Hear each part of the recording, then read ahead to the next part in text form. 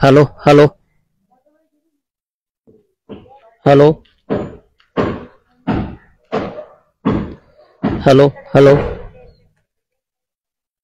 त्या वरचे बी नाही का भाडेकरू आता? हॅलो हॅलो सर्व आदरणीय प्रेक्षक मंडळींना माझा जय महाराष्ट्र. मी उद्धव फंगाळ, विदर्भ सत्यजित लाईव्ह न्यूज. दिवाळी संपलेली आता आणि नगरपालिकेची निवडणुकीची धामधूम सुरू झालेली. इच्छुक नगरसेवक असेल, सर्व पक्षाचे नगरसेवक प्रत्येक वार्डामध्ये फिरत आहेत. शहरामध्ये गेल्या 5-6 महिन्यापासून अनेक समस्या येतात. रस्त्याच्या येतात, नाल्याच्या येतात, स्ट्रीट लाईटच्या येतात, पिण्याच्या पाण्याच्या येतात आणि आपण बातम्या दाखवलेल्या आहे. समस्या थोड्याफार सुटलेल्या आहेत, मात्र थोडे थोडे रस्ते बाकी येतात. म्हणजे नवीन वस्तीचा भाग येतोय. पूर्ण 13-14 वस्त्या येतात, त्यामध्ये नवीन वस्तीचा भाग येतोय. अनेक राजकीय मंडळ म्हणते की आम्ही हजारो कोटी रुपयाचा निधी, कोट्यवधी रुपयाचा निधी मेकर शहराच्या विकासासाठी दिलेला आहे आणि दिलेला सुद्धा आहे. कामं नवीन वस्ती झालेले दिसतात आपल्याला थोडेफार, पण ज्या ठेकेदारानं कामं घेतले त्या ठेकेदारानं कामं हे काही व्यवस्थित केलेले नाही. म्हणजे लोकप्रतिनिधीनं आणलेला निधी हा जनतेच्या उपयोगामध्ये परिपूर्ण आलेला आपल्याला बिलकुल दिसत नाही. प्रत्येक ठिकाणी भानगडी येतात. कोणत्याही वार्डात जा, कोणत्याही रोडनं जा, कुठेही जा, नाली काढत असताना नालीचं पाणी कुणीकडे जायला पाहिजे, उतार कुणीकडे असायला पाहिजे, ह्या गोष्टी इंजिनियरच्या असतात. पण इंजिनियरनं एखाद्या ठिकाणी स्पॉटवर जाऊन पाहणी केली असं काही आपल्याला बिलकुल आढळून आलेलं नाही.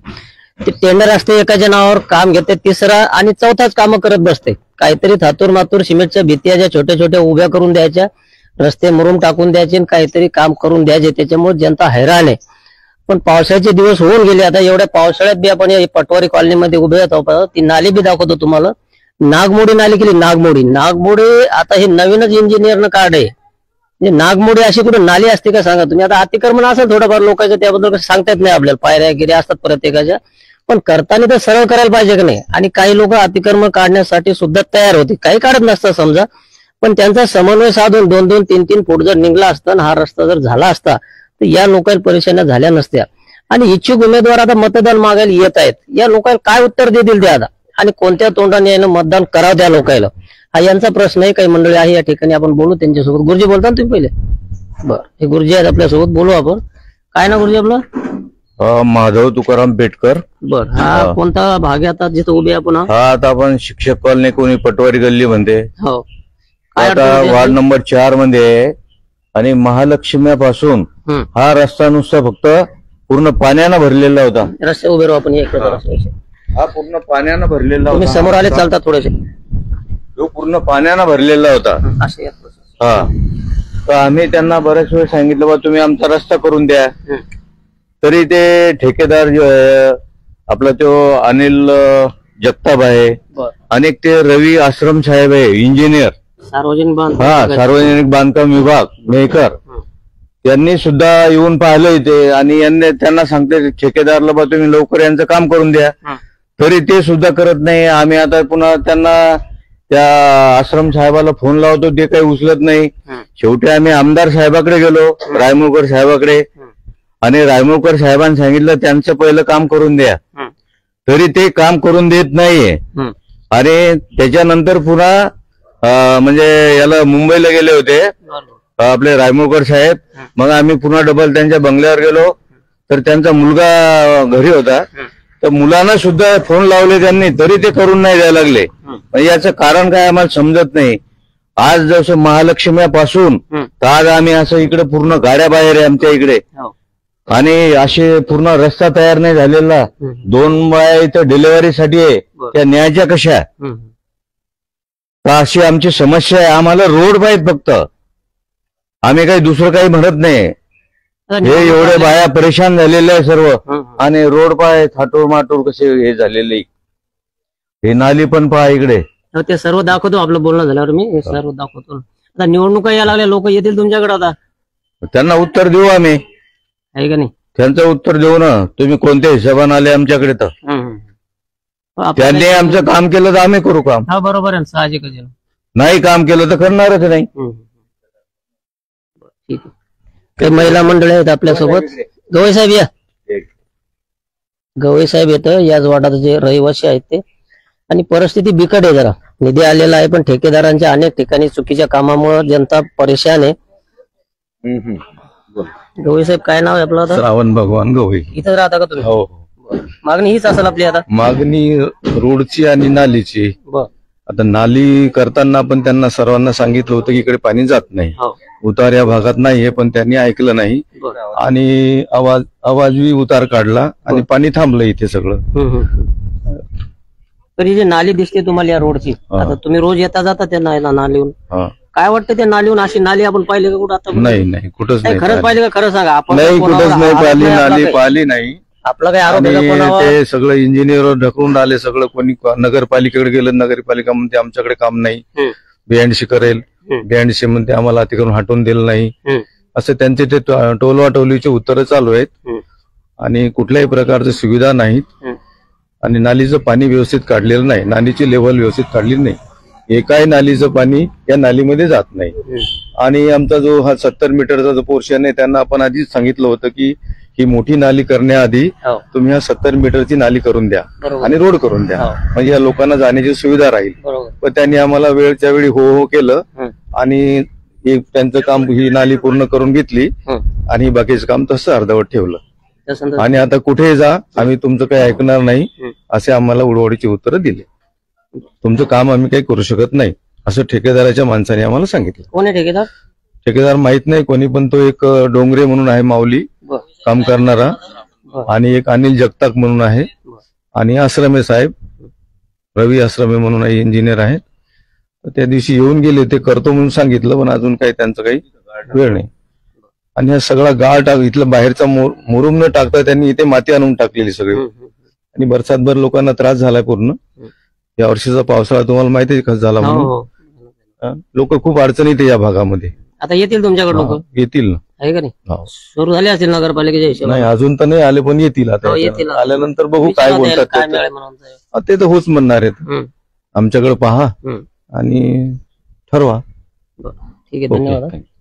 काही महिला मंडळ आहे, महिला मंडळी सोबत बोलू, कारण खरा त्रास हा महिलांनाच होत असतो. या इथं समोर या थोडं. नाही, काय आपली मागणी सांगायची, दुसरं काय बोलायचं त्याच्यात आपल्याला? इथे या समोर या जरा. इथे किती त्रास, लेकरा बाळाला नाही जाता येत, नाही येता येत. किती बरसातीचं लय घाण झाली. कशाच्या शाळेत नेऊन घातली आम्ही लेकर. आमच्या बाया डिलेव्हरीच्या 2, आता त्या कुठून न्यायची? ही गाडी जाते इथून, गाडी जात नाही, माणसाला चालतात नाही. बरोबर. आता रातच्या बेरातच्या कसं न्यायचं? अवघड प्रश्न आहे ना. आम्हाला रोड करून द्या. हो, लेकरा बाळासाठी दुसरं काय मागायला लागलो? आम्ही रोडच मागून राहिलो.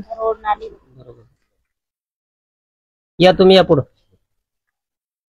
आणि आम्हाला रोडच पाहिजे, रोड द्या आमचे करून सने. समोर या तुम्ही. आम्हाला लय त्रास होतो. आमची मुलं बाळ शाळेत जातात, त्याला नेता येत नाही, जाता येत नाही, येता येत नाही. समोर या. हा, सांगा.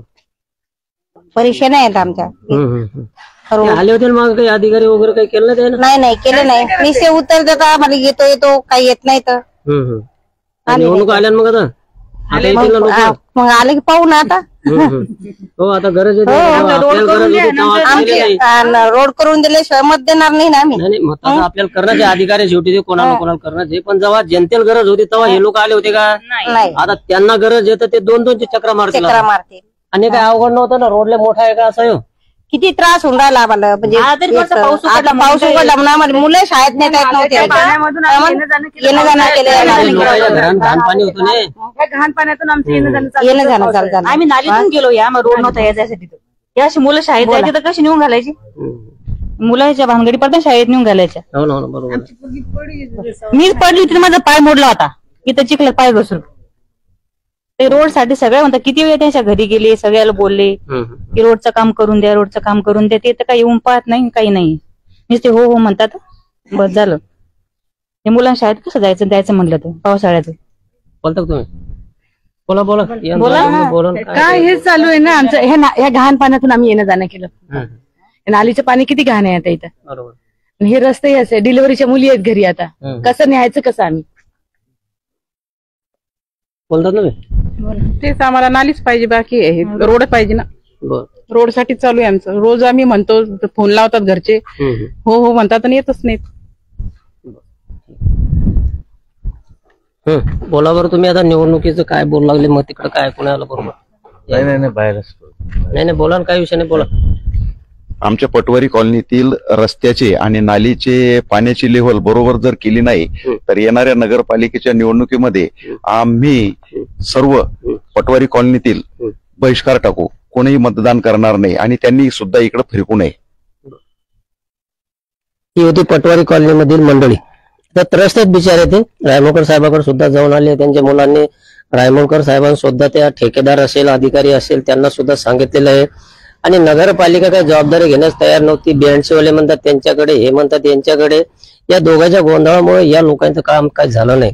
कोट्यावधी रुपयाचा निधी रायमोळकर साहेबांनी मेहकर शहराच्या विकासासाठी आणलेला आहे, पण केवळ ठेकेदाराच्या नियोजन शून्य कारभारामुळे, हलगर्जीपणामुळे आणि मनमानीमुळे या ठिकाणी लोकांचे कामं झाले नाही. रस्ते अर्धवट आहे, नाल्याचे घाण पाणी जसं तसंच आहे, कुठंच पाणी जाण्यासाठी बिलकुल जागा नाही. तुम्ही स्वतः जरी येऊन पाहिलं या ठिकाणी तर कुठंच पाणी जाण्यासाठी जागा नाही. सणासुदीच्या दिवसात सुद्धा, आता डिलिव्हरी झाल्यानंतर 2 बाळाच्या तिथून जर अर्जंटमध्ये आणायचं असतं तर आणतील कसे हे लोक पहा तुम्ही. आणि पैसा आलेला होता, सगळ्या गोष्टी आलेल्या होत्या, मग ठेकेदाराला ना अधिकाराला करण्याची गरज होती ना या ठिकाणी. आणि आता निवडणुका येतात, त्या लोकांना संतप्त झालेले. निवडणुकीला आम्ही 100% बहिष्कार करू. जोपर्यंत आमचा रस्ता होणार नाही तोपर्यंत आम्ही मतदान करणार नाही, अशी भूमिका या लोकांनी घेतलेली आहे. आणि प्रत्येक ठिकाणी थोडेफार अशाच भानगडी येतात. आपण इथलच्या दाखवल्या, आता काही लोक बोलतात काही बोलत नाही, हा भाग वेगळा आहे. पण प्रत्येक ठिकाणी कमी जास्त भानगडी आहेत. तरी BNC वाले दांडळे साहेब असतील, काय आश्रम साहेब असतील, यांनी आश्रम साहेब येतात, त्यांनी या 2-4 दिवसात, 8 दिवस काही लागत नाही, याला 3-4 दिवसात काम होते. ते जर वेळेत 1-2 JCB 2-4 ट्रॅक्टर मजूर जर आणले तर 4-5 दिवसात यायचं काम होते बरोबर. जर यांना मतदानापासून वंचित ठेवायचं नसेल, यांचा राग जर लोकशाहीवर आणायचा नसेल तर या अधिकाऱ्यांनी या ठिकाणी काम केलंच पाहिजेत. नाही तर यांनी जर लोकशाही, आणि त्या लोकांच्या चुकीमुळे जर या लोकांनी मतदान नाही केलं तर त्यांच्या नोकरीवर सुद्धा मागे पुढे गदा येऊ शकते. त्यामुळे त्यांनी या 2-4 दिवसात, 8 दिवसामध्ये आचारसंहिता लागायच्या अगोदर यांचं काम करून द्यावे. जय महाराष्ट्र. हे रस्ता दाखवतो तुम्हाला मी, हा रस्ता पाहून घ्या तुम्ही. म्हणजे साध्या पायी बी चालतात नाही. आता पावसाळा संपला म्हणून सांगा, नाही तिथं जर पाणी असतं सध्या ते पावसाळ्यामधून, आणि या लोकांच्या गाड्या बाहेर ठेवणं पडायला लागलं. हे पहा तुम्ही, त्या सगळ्या गाड्या बाहेर आहेत. आता कामाला गेले असतील लोक, नाही तर हे रस्ता फुल येते. आणि एखादी गाडी जर चोरीला गेली तर काय भानगडी मग ती. हे बाई, पाणी जसं तसं नाल्यामध्ये उतारा काही मिळत नाही. उतारा कोणीकडे पाणी जातंय, काय जातंय, हे बा समोर बी दाखवतो तुम्हाला. तर रस्त्यात नाली गाडी लोकांनी काय करणार आहे, नाल्याच नाही तर मग पाणी तर जाण्यासाठी जागा लागलच ना. हे पाहून घ्या, रस्त्यावरच पाणी काढून दिलं द्यायला, आता इलाज नाही द्यायला. हे बा सगळं घाण पाणी आहे इकडं. आणि छोटासा रोड आहे, का जास्त मोठा रोड नाही, का 2 किलोमीटर आहे, 4 किलोमीटर आहे, 5 किलोमीटर आहे, असा काही विषय नाहीये. छोटासा रोड आहे, पण तो बी या लोकांकडून करण्यात आला नाही. तरी नगर म्हणजे आचारसंहिता लागायच्या 2-4 दिवसाचं काम आहे. आश्रम साहेब असेल, दांडळे साहेब असेल, किंवा शिवसाहेब रामराजे कापरे साहेब असेल, यांनी या रस्त्याचं काम 8-10 दिवसामध्ये करून द्यायला पाहिजेत. आणि नियमात आहे ते, निधी आलेला आहे सर्व. याने मोरून जरी यांनी टाकून द्यायला असता थोडाफार समजा, तर या लोकांचा पावसाळा होऊन गेला असता ना. आता तुम्ही डांबर करसाल, सिमेंट करसाल, पण या लोकांचे 4 महिने तर बेजाऱ्या होऊन गेले ना. आता काय फायदा वेळ गेल्यावर. हे बघ, काही साफसफाई नाही. नगरपालिके आरोग्यवाले म्हणतात आम्ही साफसफाई करतो, हे बघ नाल्या जशान तशाच भरलेल्या आहेत, पाणी जातच नाही कुणीकडे, ते उतारच नाही द्यायला. ही नाली पाव, वाकडी तिकडे नाली पाहून, ही नागमोडी नाली, हे नवीनच नियम, नवीनच योग दिसतंय मला असं. घर नाही तिकडे नाली करून ठेवली. लोकांचा आरोप आहे की बा जिकडे वस्ती नाही जास्त, जिकडे घर नाही वस्ती नाही तिकडे तुम्ही म्हणजे रस्ते केले, नाल्या केल्या, जिथं लोक राहतात त्या ठिकाणी काहीच नाही केलं. आता ही नाली तोडायची म्हणतात ते, खर्च कोण भरून, खर्च हा नालीचा खर्च नाही, खर्च ते ठेकेदारच भरेल ना. खर्च कोण भरणार आहे, नवीन जर तोडायची करायची म्हणल्यावर.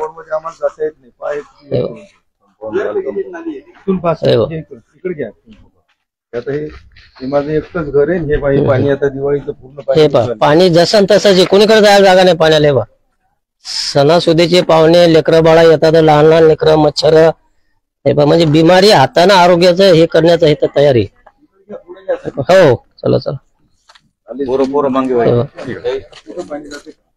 हे पाहून घ्या, पाणी जायला जागाच नाही कुठं. पहा उताराचा मिळत नाही काही, फक्त सिमेंटच्या थोड्या थोड्या भीती बांधून दिल्या, उंच करून ठेवलं आणि नुसतं सिमेंट टाकून दिलं मोठं लट. हे बा उंच करून, कशा गाड्या चढणार आहे जेव्हा सांगा तुम्ही. आता काही नियोजनच नाही काही लोकांचं, फक्त थातूर मातूर करून दिलं काहीतरी. या संदर्भात रायमोळकर साहेब यांनी ज्या ठेकेदारांना काम केले असेल किंवा जे मजूर लोक असतील त्यांच्यावर कारवाई करण्याची गरज आहे. एवढा मोठा निधी आणून देऊन जर लोकांचं समाधान होत नसेल तर त्या ठेकेदारावर कारवाई 100% व्हायलाच पाहिजेत आणि अधिकाऱ्यावर सुद्धा व्हायला पाहिजे, कारण अधिकाऱ्याच्या सुद्धा या चुका 100% आहेत. त्यांनी जर लक्ष दिलं असतं, येऊन पाहणी केली असती, ठेकेदाराला बोलले असते तर काम 100% झालंच असतं.